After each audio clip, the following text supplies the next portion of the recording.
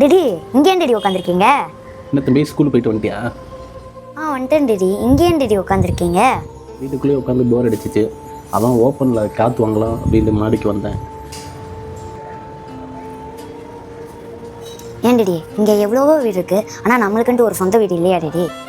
அதுக்கு தான் தம்பி படி படி அப்படின்னு சொல்கிறது. அதுக்கும் இதுக்கும் என்ன சம்மந்தம் டிடி? என்னோடய அம்மா அதாவது உங்கள் பாட்டி சின்ன வயசில் என்ன படி படி அப்படின்னு சொல்லிகிட்டே இருந்தாங்க. எனக்கு அது ரொம்ப கஷ்டமான ஒரு விஷயமா இருந்துச்சு. லெவலுக்கு மேலே பண தேவைகள் ஏற்பட்டதுக்கப்புறம் தான் நான் கொஞ்சம் வெளியே வேலைக்கு போகணும் அப்படின்னு நினச்சி வந்தேன்.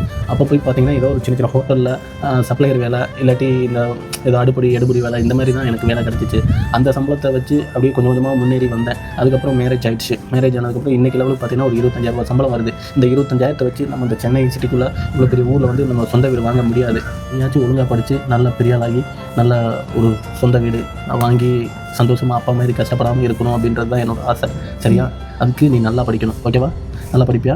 படிப்பேன் டிடி.